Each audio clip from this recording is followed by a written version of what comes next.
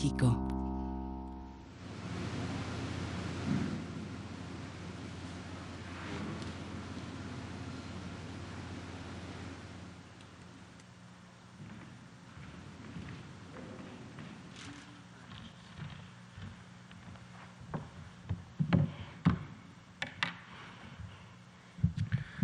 Muy buenas noches con todas las personas que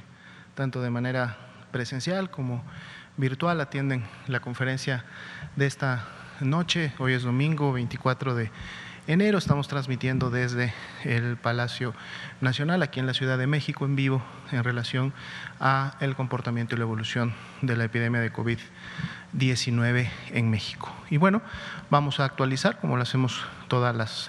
noches, los puntos principales, que son precisamente el comportamiento de la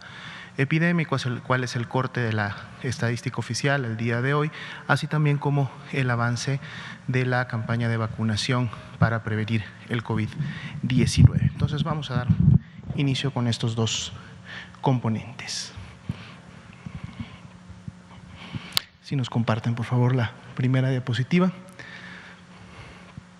Iniciamos siempre, como todas las noches,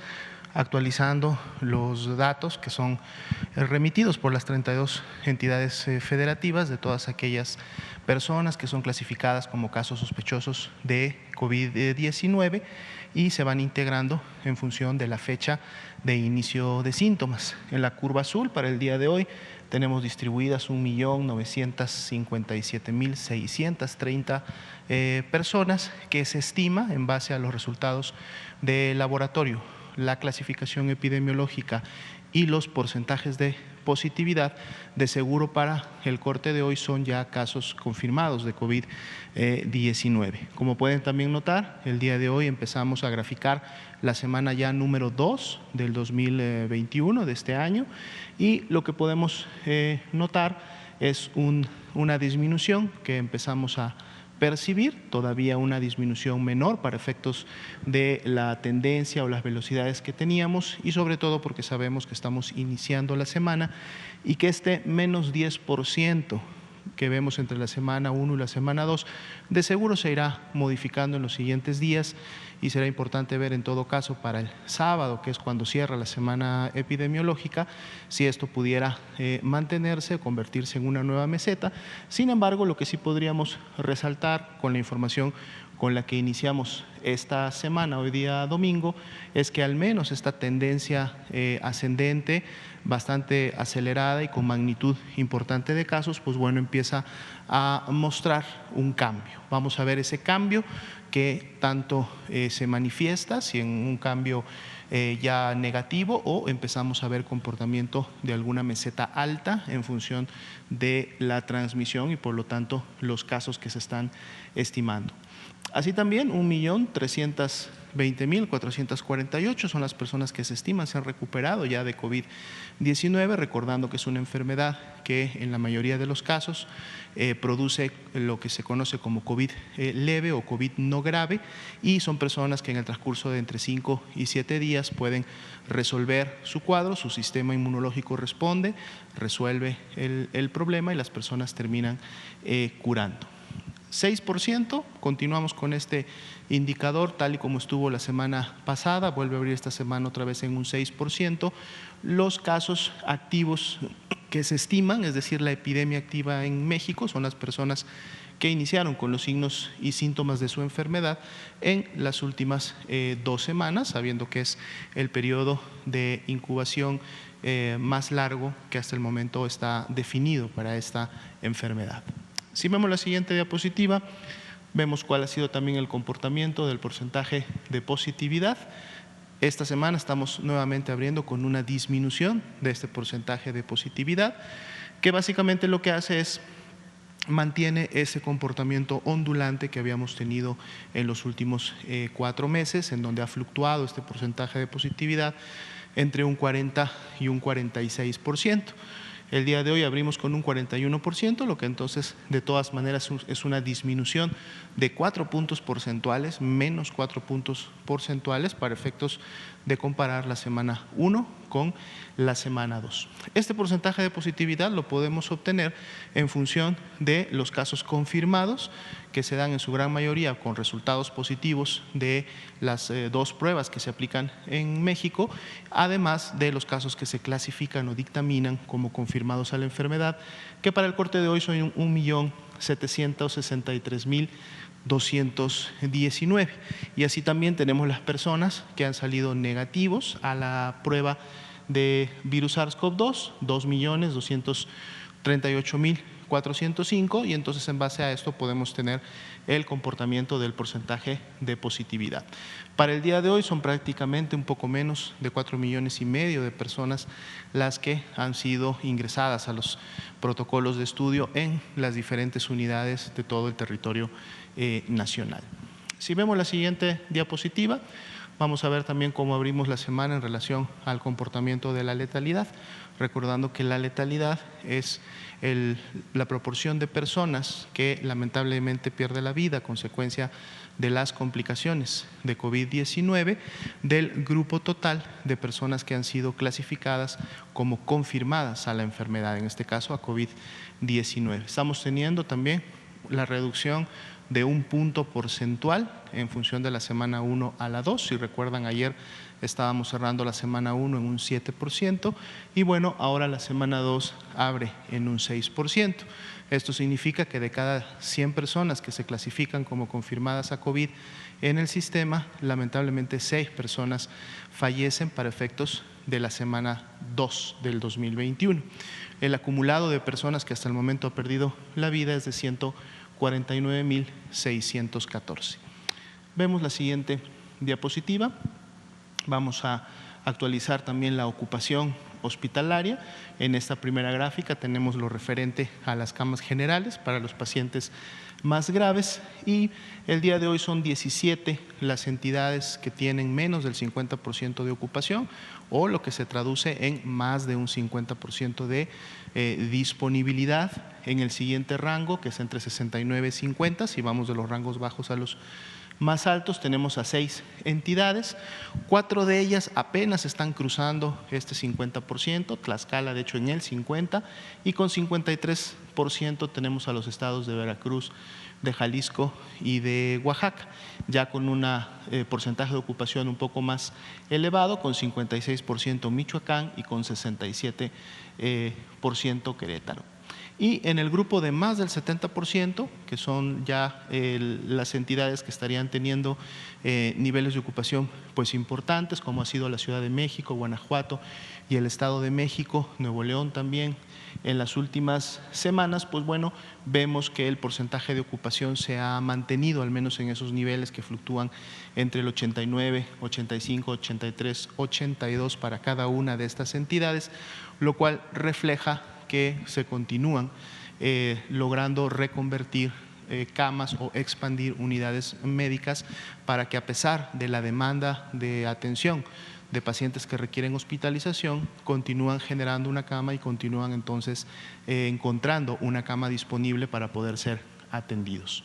Si vemos la siguiente diapositiva, pues bueno, nos enfocamos ahora en las camas críticas, aquellas que tienen un ventilador y el equipo técnico profesional, así como los insumos para poder dar este tipo de atención, y vemos también un comportamiento, digamos, similar al que hemos visto en toda la semana. 25 entidades con menos del 50%, 4 entidades que están entre el 69 y el 50%, de hecho dentro de los rangos específicamente entre el 55 y el 57, de mayor a menor, Aguascalientes, Colima, Hidalgo y Puebla, y 3 que son las 3 entidades que ya tienen varias semanas estando en este grupo de más de 70% de ocupación,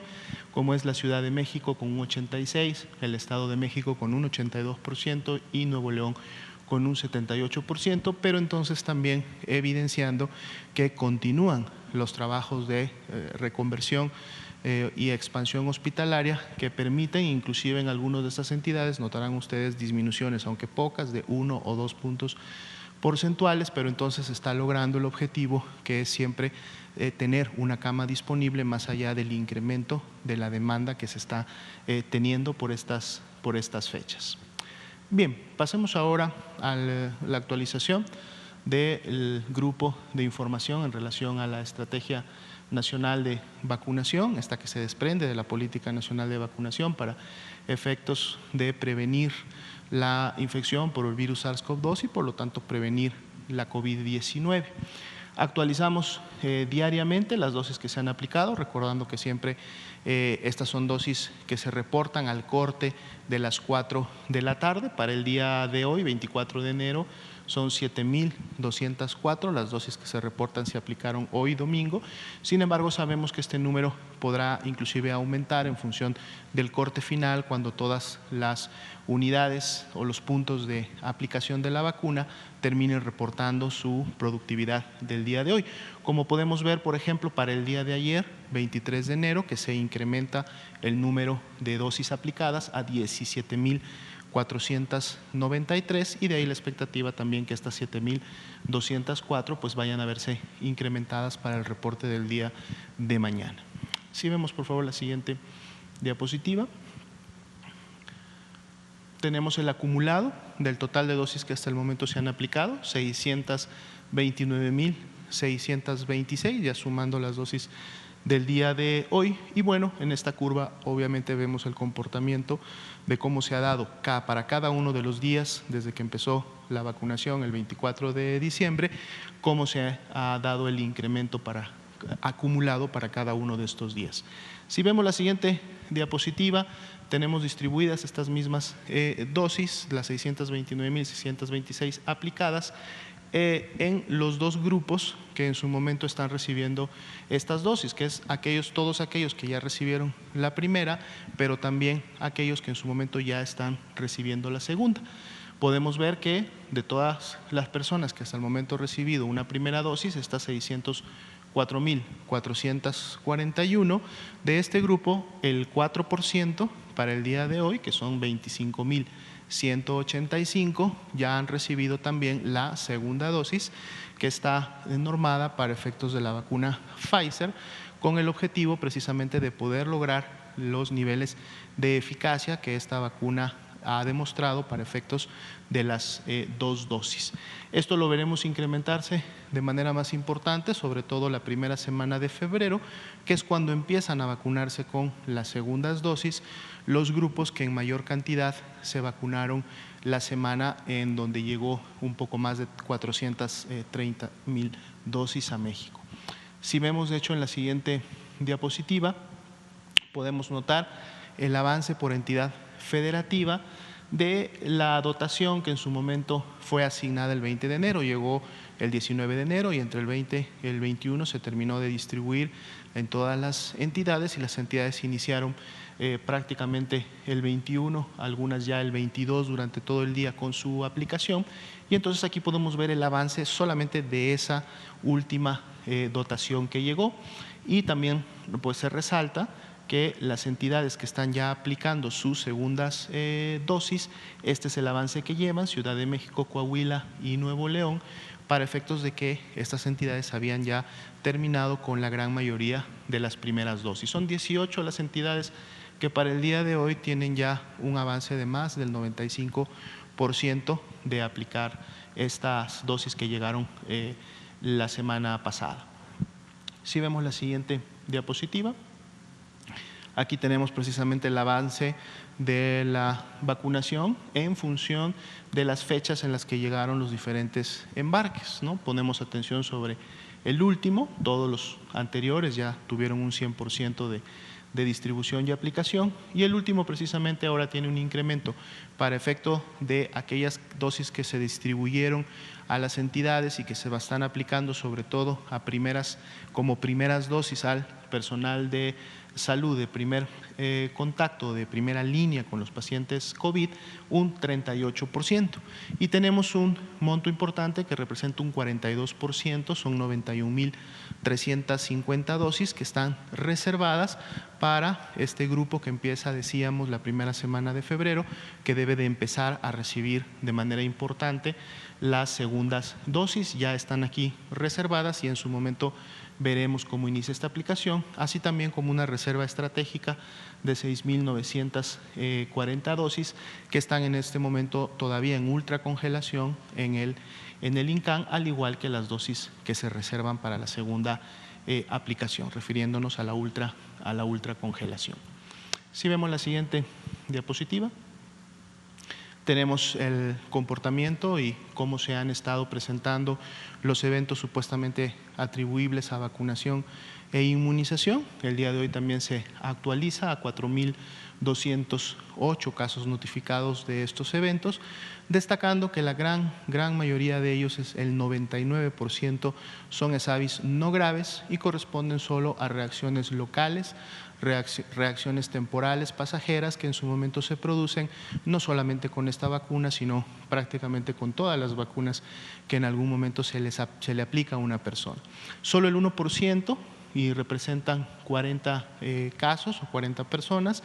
presentaron alguna manifestación que se consideró sí de cuidado y que por lo tanto requirió de un seguimiento más especializado, incluido la observación en urgencias o en su caso la hospitalización. Sin embargo, también la gran mayoría de estas 40 personas, 35 de ellas, ya fueron egresadas o ya resolvieron el problema del ESAVI que se calificó o clasificó como grave, y al día de hoy tenemos solamente 5 personas que todavía están en observación con buena evolución y que la expectativa es que puedan también resolver sus manifestaciones y puedan egresar en los siguientes días. Pueden ustedes encontrar, decíamos, la distribución por edad, por sexo y las entidades federativas en donde se han presentado los ESAVIs graves, estos 40. Y bueno, resaltamos que para efecto de ESAVIs y de las dosis que se han aplicado hasta el momento, estos se han presentado y reiteramos en su gran mayoría, 99% ESAVIs no graves, en el 0.7% pues de todas las dosis que hasta el momento se han aplicado en México. Si vemos la siguiente.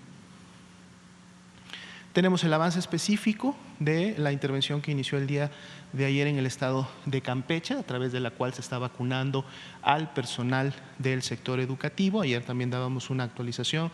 de lo que había ocurrido durante el sábado. Para el corte de hoy y con lo que se avanzó también el día domingo, se tienen ya prácticamente pues 6.000 personas, 5.953 es el dato exacto del corte de las 4, recordando también que este dato de seguro tendrá un incremento cuando se termine de aplicar y se hayan cerrado los diferentes puntos de vacunación, y así es como va también avanzando este grupo, recordando que fue un total de 20.000 dosis las que se enviaron y reservaron para esta intervención en específico, habiéndose identificado pues un universo que es similar a este número, que está compuesto precisamente por todas las maestras, los maestros, así como el personal de este sector que contribuye o labora en las diferentes unidades educativas y que son necesarios para en un momento determinado la unidad pueda operar. Si vemos en siguientes diapositivas, tenemos algunas de las fotografías del día de hoy. Aquí está precisamente representada la brigada Correcaminos. Como ustedes saben, estas brigadas, cada una de ellas está compuesta por 12 personas de diferentes instituciones, diferentes dependencias, diferentes profesiones, lógicamente integrada por los vacunadores, que son médicos, médicas, enfermeros, enfermeras, que en su momento son los que aplican la vacuna, y con toda una serie de personal que ayuda a la logística de la vacunación en relación a todo el proceso que tiene que seguir una persona desde que llega hasta que recibe la vacuna, es observada durante 30 minutos y posteriormente a su egreso. Y este grupo, esta brigada, son precisamente las que contribuyen a que todas estas acciones puedan llevarse en cada uno de los puntos de vacunación. Si vemos de hecho la siguiente diapositiva, podemos ver justo un poco de la logística, cómo se lleva a cabo en campo abierto. Aquí tenemos representada un punto de vacunación, que es una de las 6 escuelas que se seleccionaron para ser puntos de vacunación. Otros puntos de vacunación son centros de salud, son hospitales, pero esta es, por ejemplo, una de las 6 escuelas y pues bueno, vemos que hay toda una logística de inicio en la medida que las personas van pasando a recibir su vacuna. Si vemos en la siguiente diapositiva, precisamente vamos a ver ya el proceso de vacunación en sí, cómo se lleva a cabo por el personal técnicamente calificado para este efecto y bueno, pues así es como transcurrió también la jornada del día de hoy en Campeche, recordando que esta será extendida en los siguientes días para poder llegar finalmente a cubrir el objetivo de la totalidad del personal educativo, tanto público como privado, que opera y está en el estado de Campeche. Bien, con esto estaríamos concluyendo la actualización de los 2 puntos y antes de pasar al tomar preguntas de la prensa, queríamos solamente recalcar un anuncio que hace unos pocos minutos hizo de manera directa nuestro presidente de la República, el licenciado Andrés Manuel López Obrador. Hace pocos minutos apenas el presidente notificó a través de sus cuentas oficiales y en redes sociales que el día de hoy se confirmó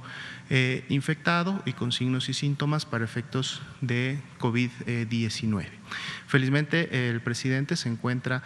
en estos momentos, se encuentra estable, los signos y síntomas de enfermedad son leves, es decir, en este momento él está expresando un COVID leve, se encuentra resguardado en su domicilio y en este momento y desde que inició con los síntomas, el equipo de médicos que se predestinó y se conformó para una situación como esta se encuentra ya bajo su atención, todos son especialistas en la materia y están siendo coordinados por nuestro secretario de Salud, el doctor Jorge Alcocer Varela. Como ustedes saben, él es también un reconocido inmunólogo y por lo tanto, pues bueno, este es un equipo multidisciplinario de especialistas que estarán al pendiente de la salud de nuestro presidente y estarán dando un seguimiento muy puntual en toda la evolución que él vaya a tener para efectos de mantenerse siempre con las mejores intervenciones que tenemos disponibles en el país. Las actividades, como él mismo lo anunció en su cuenta oficial, van a estar a cargo en los siguientes días de nuestra secretaria de Gobernación, la ministra Sánchez Cordero, y él de todas maneras desde su resguardo domiciliario pues podrá estar atendiendo diferentes reuniones a través de las vías virtuales, llamadas telefónicas y toda aquella actividad que de manera virtual, no presencial, pues bueno, él pueda llevar a cabo bajo lógicamente siempre la indicación y el seguimiento de los especialistas que van a estar al pendiente de él. Todos estamos deseando que su evolución sea satisfactoria, que él se pueda recuperar lo antes posible para que pueda nuevamente reincorporarse a las actividades que son esenciales y sumamente importantes para nuestro país. Empezamos con alguna pregunta, si es que sí la quieren hacer, por favor. Arturo de Pie de Página, estamos, adelante. Gracias, buenas noches, Arturo de Pie de Página. Arturo Contreras. Pues bueno, una pregunta era esta, ¿no? Sobre el estado del presidente, si se iba a tomar incapacitaciones o algo así, ¿no? Dado que COVID es una enfermedad incapacitante, considerada también por el IMSS. Entonces, creo que la respuesta sobre la tarea de la Secretaría de Gobernación y sus labores a distancia a través de videollamadas lo contestan. Pues a ver si el registro de casos de contagios del presidente, que debe ser bastante amplio, pues ha arrojado resultado en alguna otra persona de su equipo, ¿no? de su equipo cercano. Secretario de Estado pues, estuvo ahora de gira y tuvo comidas con empresarios. Entonces, bueno, eso por esa parte y más hacia el tema de salud. Queríamos saber si existe algún tipo de control de calidad sobre los respiradores, porque nos han informado que en el mercado hay unos que son de muy mala calidad y que se están vendiendo, ¿no? Y que la gente compra pero no satisfacen las necesidades de oxigenación que requieren por COVID-19. Entonces, ¿en qué se debe de fijar la gente si es que va a adquirir un concentrador, ¿no? ¿Cuáles son los buenos? ¿Existe alguna norma oficial mexicana que diga estos son los necesarios, ¿no? Y Otra sobre sobre el oxígeno, cuándo usarlos, cómo usarlos, ¿no? Ya dado que hay una escasez muy amplia, si nos podría repetir esa información. Claro, con mucho gusto. En relación al caso del presidente y en lo referente a la posibilidad de contactos, efectivamente, como se hace en estos casos para todas las personas que en su momento salen positivas a COVID-19, va de la mano un estudio y seguimiento de contactos. Dado que el presidente fue confirmado el día de hoy y hoy inició con los signos y los síntomas característicos de la enfermedad, se llevará a cabo este estudio para en su momento identificar a las personas, como se hace, reitero, con la mayoría de los casos, y lógicamente recomendar el resguardo o el autorresguardo domiciliario a los que puedan haber sido contactos directos. Recordemos que un contacto se clasifica como aquella persona que tiene que haber estado a menos de 2 metros de un caso confirmado de COVID por una temporalidad importante, al menos 20, 30 minutos, si esto fue en un espacio cerrado con mayor condición todavía, y en función de los que clasifiquen para este tipo entonces de clasificación, es decir, de ser contacto, pues inicia un seguimiento durante los siguientes 14 días para ver efectos de ver si desarrollan o no sintomatología. De ser así, por más mínima que ésta sea, se procede entonces a la toma de una muestra de laboratorio para identificar entonces si se produjo el contagio, y bueno, esta es una actividad epidemiológica que se hará también, así como se ha hecho con otras personas, se realizará también con el presidente.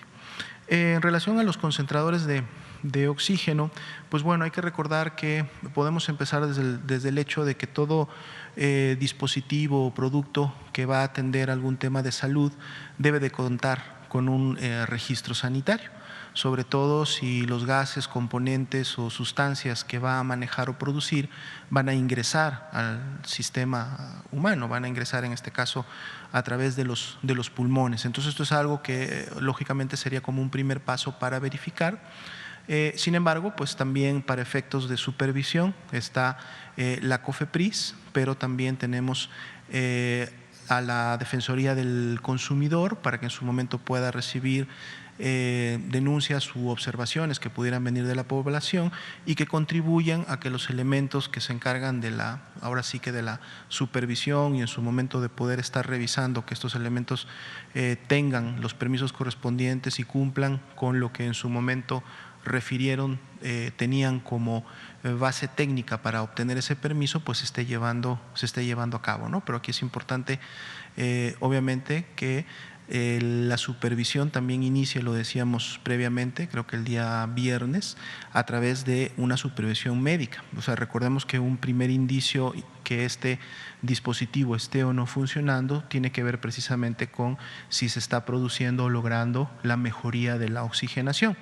Obviamente esto también depende de las características clínicas o de las complicaciones que la persona pueda tener o del daño pulmonar que ya puede haberse efectuado en la persona, pero precisamente una persona que tuviera un daño pulmonar importante y en donde este dispositivo no estuviera generando el resultado esperado, pues definitivamente es una persona que no debería de estar más bien en su domicilio, sino que debería de estar en un hospital. Por eso la importancia y la recomendación de la mano del registro sanitario del dispositivo es que éste se utilice bajo la supervisión médica, para que entonces sea un profesional de la salud calificado el que en su momento vea la posibilidad de continuar con un tratamiento domiciliario de este tipo, y lo mismo aplicaría en este caso para el oxígeno, o sea, también los tanques de oxígeno o aquellas personas que están recibiendo oxígeno domiciliario. Esta es una condición que pueden tener y con la que pueden mantenerse siempre y cuando las condiciones clínicas de mejoría y del seguimiento lo permitan, y que entonces el profesional de la salud lo haya avalado y que diga, bueno, esta persona puede seguir en su domicilio, puede tener esta asistencia, puede tener este tipo de tratamiento. Si no, entonces es una persona que debe de ser trasladada a un hospital para recibir atención especializada, ¿no? Si en su momento no hay la posibilidad de acceder a este tipo de dispositivos o de insumos, entonces lo mejor es siempre demandar la atención médica directa. Si la persona ya está presentando signos de alarma, complicaciones, llamar al 911 rápidamente para que sea a través de un traslado lo más oportuno posible que puedan llegar a una unidad médica como tal. Entonces es muy importante la supervisión de un profesional de la salud cuando se utilizan estos dispositivos, incluido el oxígeno. Por favor, adelante.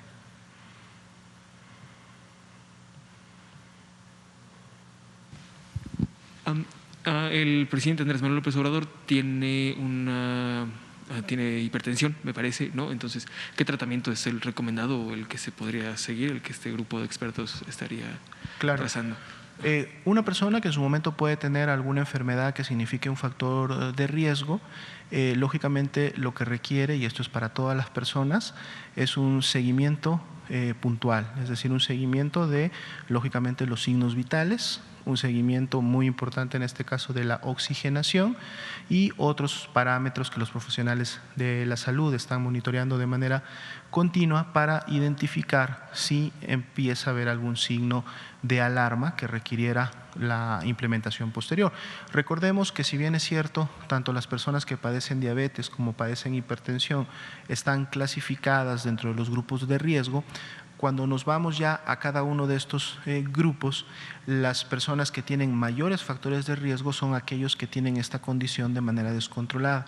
Es decir, una persona que tiene diabetes, pero esta la tiene bajo control, está dando su seguimiento puntual, revisándose constantemente sus niveles de glucosa, mantiene una alimentación y mantiene un tratamiento que tiene sus niveles de glucosa controlados y estables, pues entonces, a pesar de ser diabética o conocerse como diabética, el hecho de estar controlado disminuye el riesgo para generar complicaciones. No así, efectivamente, la persona que pudiera estar en un descontrol de esta situación, entonces el riesgo de complicaciones se incrementa. Y lo mismo sucedería para la hipertensión o alguna otra enfermedad cardíaca, que en su momento, si estas están bajo control, si la persona ha mantenido los hábitos, digamos, saludables, dietéticos y de tratamiento, que muchas de estas enfermedades requieren tratamientos diarios o continuos, sistemáticos, y se ha mantenido un control de la enfermedad como tal, entonces el riesgo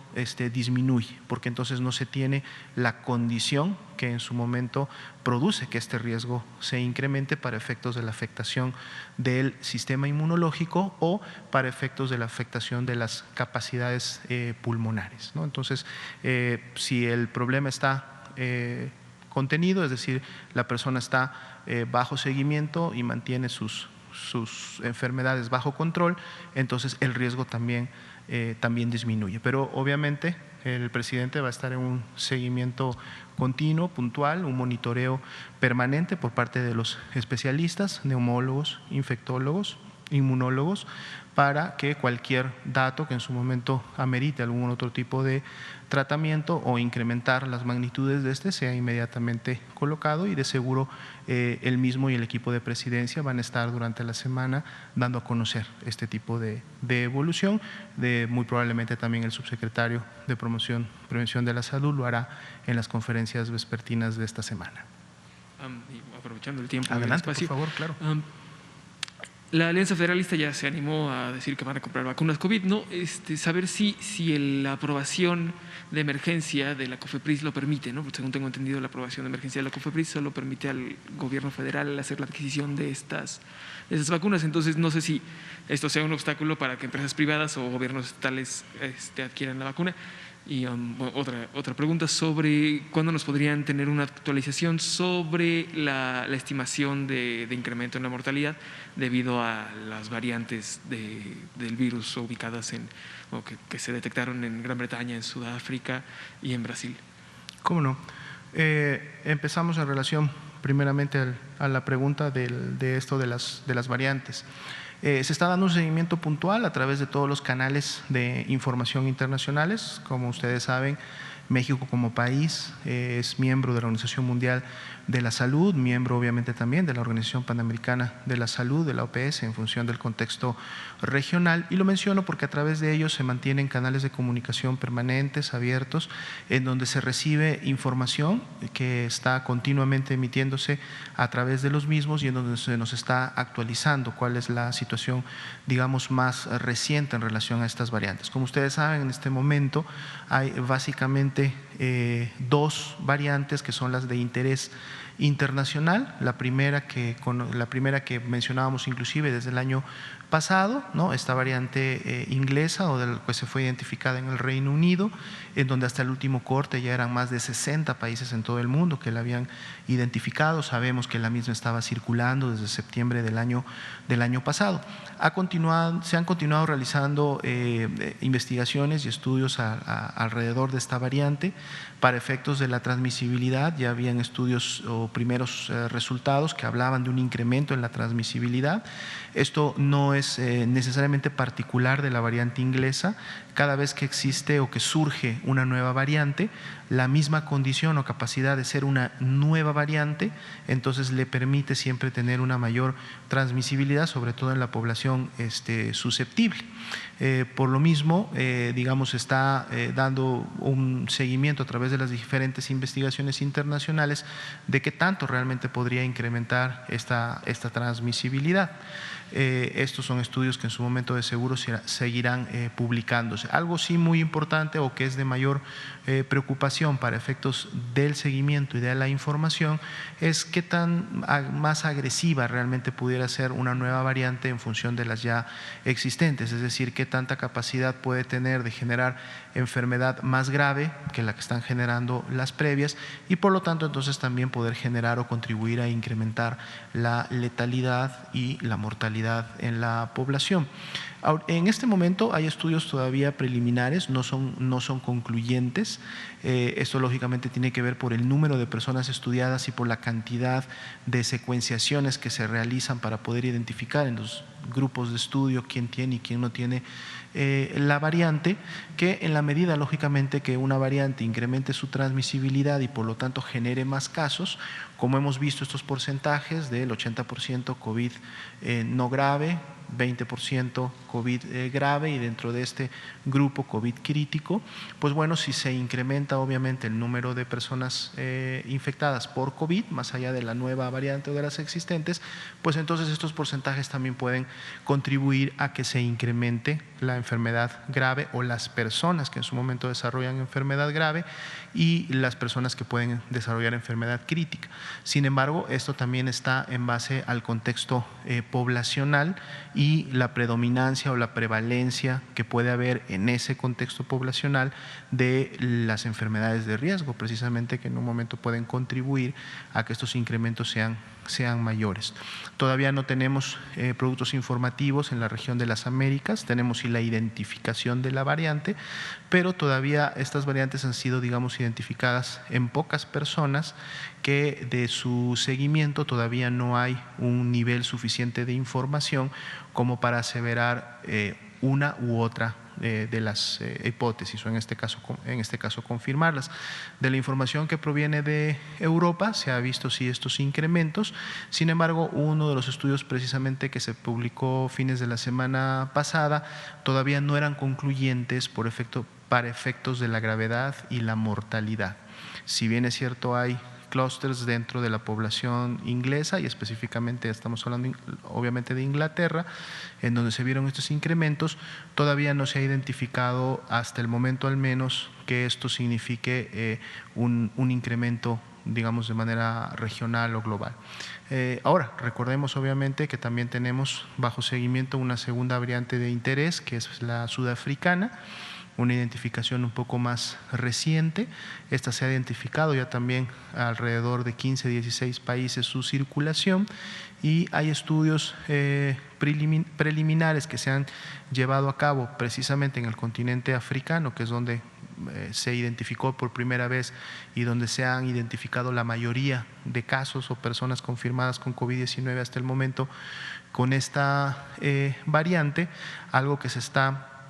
enfocando mucho es conocer la capacidad que tiene una persona que ya enfermó de COVID con variantes previas, si la inmunidad natural que generó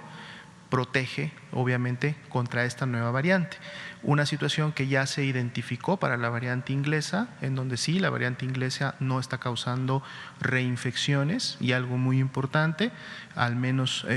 Pfizer ya publicó algunos estudios también preliminares en donde identifican que su vacuna genera inmunidad para la variante inglesa. Dado que la variante sudafricana es más reciente, se están terminando de realizar este tipo de estudios para también conocer qué riesgos pudiera haber en relación a esta nueva. Y algunas otras mutaciones que se han presentado también, como aquellas identificadas por Japón, pero de personas que habían procedido de Brasil, y por lo tanto se acredita que la variante o este cambio, de mutaciones se dieron en Brasil como tal, y a las que también se está dando seguimiento. Y de seguro, así como estas, irán saliendo en el tiempo varias. Lo importante siempre será, uno, si tienen capacidad o no de producir enfermedad más grave y por lo tanto incrementar la mortalidad. Dos, si tienen capacidad de producir reinfecciones, es decir, una persona que ya enfermó, que pueda volver a enfermar porque es una nueva variante y que su sistema inmunológico ya no la neutraliza. Y tres, obviamente, el tema de la vacunación, aunque inclusive tanto Pfizer como Moderna ya se han pronunciado diciendo que ellos pueden rápidamente incorporar a sus cadenas de producción, dado la tecnología que se tiene de este RNA mensajero, pueden incorporar las nuevas variantes y entonces en su momento producir vacunas que cubran también a las nuevas variantes que se están integrando. Y teníamos una pregunta previa de vacuna. Sí. Deme un segundo. A mí también se me fue. Sí. Era esto sobre… aquí la tenía yo. Sí, que era la previa, algo en relación me parece a la… Sí, sobre la Alianza Federalista, sobre la adquisición de vacunas. Exactamente, sobre la adquisición de vacuna. Como bien lo instruyó el mismo presidente de la República el viernes en la mañana, fue una instrucción directa al titular de la Secretaría de Salud, el doctor Jorge Alcocer, de poner ya sobre la mesa y definir cuál va a ser el procedimiento para que particulares, y en este caso también obviamente entidades federativas, puedan en su momento adquirir la vacuna. Obviamente aquí la parte importante es precisamente la autorización sanitaria, que en un momento tienen que tener estos productos. Preguntabas, ya me acordé, el tema de el permiso o la autorización que se da en el marco de la emergencia o la autorización de emergencia. Efectivamente, en todos los países en donde se ha emitido, incluido México, esta es una autorización que se da para poder iniciar con la vacunación a la población como una medida de salud pública. Y el marco de emergencia precisamente se refiere a que no se puede esperar a que la vacuna termine todavía con todos los ensayos que en su momento se realizan, en este caso el de la fase 3, que puede durar años en un momento determinado, porque se requiere con oportunidad poder empezar a aplicarla, pero lógicamente esta autorización se da en base a la revisión de el ensayo o la fase 1, la fase 2, lo que se ha demostrado con un mínimo de tiempo de la fase 3, sobre todo en el tema de la seguridad de la vacuna. Entonces, este es un tema que en particular se va a tener que revisar para efectos de este protocolo o de lista de necesidades y documentación que alguna empresa privada que requiera importar y distribuir vacuna, o alguna entidad que quiera importar y usar la vacuna para la aplicación en las personas, pues tenga que cubrir como requisitos. Entonces el viernes con la instrucción esto se generó, se está trabajando y de seguro en el transcurso de esta semana se podrá estar teniendo ya la información correspondiente. Ahora, es muy importante también aquí comentar, para efectos de la expectativa pública, que realmente el reto, o digamos lo que se tiene que sortear como problema, no es los permisos, ¿no? Los permisos es un trámite que finalmente rápidamente saldrá, estará disponible para que estas empresas o estas entidades lo realicen y lo puedan llevar a cabo y finalizar sin mayor problema. El reto realmente en este momento es la oferta. Es decir, como sabemos, muchas de las empresas farmacéuticas que empezaron a distribuir vacunas a finales del año pasado todavía son pocas, y las cantidades de vacuna que están distribuyendo también todavía son pocas, y en este momento están obviamente enfocadas a cumplir con los diferentes contratos que los países como naciones firmaron durante el año pasado para poder iniciar rápidamente con la vacunación, así también como lo vimos la semana pasada, y ya desde hace 2 semanas, la Organización Mundial de la Salud hizo un llamado importante a todas estas empresas farmacéuticas para que empiecen a cumplir también con la disponibilidad de vacuna para efecto de la plataforma COVAX, que como todos sabemos, esta plataforma tiene como uno de sus principales objetivos poder asegurar el acceso de la vacuna, sobre todo a los países más pobres o los países que están en vías de desarrollo y que en su momento no cuentan con los recursos suficientes para poder adquirir de manera directa, así como lo ha hecho México u otros países, a las farmacéuticas. Entonces, hay todavía una, digamos, expectativa y toda una necesidad de cobertura de vacunación a efectos de salud pública de los países, y obviamente pues eso es lo que a lo mejor ha limitado en estos momentos que estas vacunas estén disponibles de forma privada, particular o a través de terceros. Pero lógicamente eso no quiere decir que en la medida que la producción mundial de vacunas se incremente, recordemos precisamente que una de las razones por las cuales Pfizer detuvo su producción fue precisamente para incrementar la misma, y una vez que reinicie, que esto es prácticamente en 2 semanas más ya, lo pueda hacer 3 veces más, o sea, haya podido triplicar en su momento su producción de la que tenía inicialmente. Entonces, en la medida que todas las farmacéuticas puedan empezar a hacer esto y la expectativa de dosis disponibles se incremente, de seguro habrá mayor oportunidad para que particulares u terceros u otras empresas en su momento puedan también empezar a tener acceso a esa proveeduría internacional, a esa disponibilidad, y de seguro para ese momento estarán claros, publicados y disponibles todos los trámites que se requieran para que esa vacuna pueda llegar, ingresar, distribuirse y, lo más importante, aplicarse a la población. Y ahora, sobre estos retrasos que han tenido las farmacéuticas para desarrollar la vacuna, Pfizer ya dijo que va atrasado, ¿no? A saber si AstraZeneca ha emitido algún comentario al respecto, ¿no? Sobre todo sobre el embotellamiento en México de la vacuna. Entonces, pues, eso. No, hasta el momento no ha habido ninguna notificación de retraso. De hecho, como anunciaban la semana pasada, llegó este primer primer embarque de dosis a granel para efectos del envasado que se va a realizar aquí en el país, de donde obviamente va a haber distribución tanto para el territorio nacional como también para otros países de Latinoamérica, a los cuales han comprometido.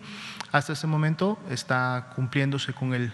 cronograma. De hecho, el primer paso era precisamente que llegara esta vacuna a granel al país. Esto sucedió, llegó, y pues bueno, en las siguientes semanas ya la empresa Liomón aquí en México está realizando el proceso. En la medida de que ellos notifiquen su avance y que más adelante puedan a lo mejor ya precisar una fecha o una semana en la cual ya puedan tener dosis viables y disponibles para entrega, de seguro se los haremos también del conocimiento a través de esta conferencia. Y saber si hay nuevas calendarizadas, nuevas entregas de la vacuna de Pfizer, no si este martes vayan a llegar más como los martes anteriores. No, lo que sí sabemos es que este martes no hay expectativa de llegada de vacuna, por lo que ya se había comunicado en semanas previas. De hecho, como sabemos, está programada ya una siguiente entrega para mediados de febrero, la segunda semana de febrero. Sin embargo, están abiertas y se están llevando a cabo gestiones que en su momento pudieran permitir contar con a lo mejor no la totalidad de las dosis, pero sí con algunas dosis de manera previa. Pero obviamente esto va a depender de la posibilidad que tenga Pfizer de responder y dar respuesta a estas gestiones. De ser así, se lo estaríamos también comunicando, pero lo que sí ya de entrada podemos confirmar es que durante esta semana no hay envío ni recepción de vacuna Pfizer. ¿Sí? Muy bien, pues muchas gracias. Damos por terminada la conferencia de prensa de esta noche, no sin antes siempre recordándole a la población que la pandemia de COVID-19 continúa, que tenemos que seguir poniendo en práctica las medidas de prevención. Nunca vamos a cansarnos de repetirlas: sana distancia, lavado de manos permanente continuo y el uso adecuado del cubrebocas. Son 3 medidas que si nosotros las implementamos en el día a día, en todo lo que hacemos, y lo hacemos obviamente cuando por alguna necesidad de fuerza mayor tenemos que salir al espacio público, sabiendo que la mayor parte del tiempo debemos de quedarnos resguardados en la medida de lo posible en nuestros domicilios, entonces todos juntos, sociedad y gobierno, estaremos contribuyendo a disminuir, mitigar la epidemia y, sobre todo, lo más importante, continuar dando tiempo para que la Política Nacional de Vacunación continúe con su implementación y que pues esta medida preventiva en su momento pueda generar los objetivos que están previstas para ella. Muchas gracias a todos, tengan muy buenas noches.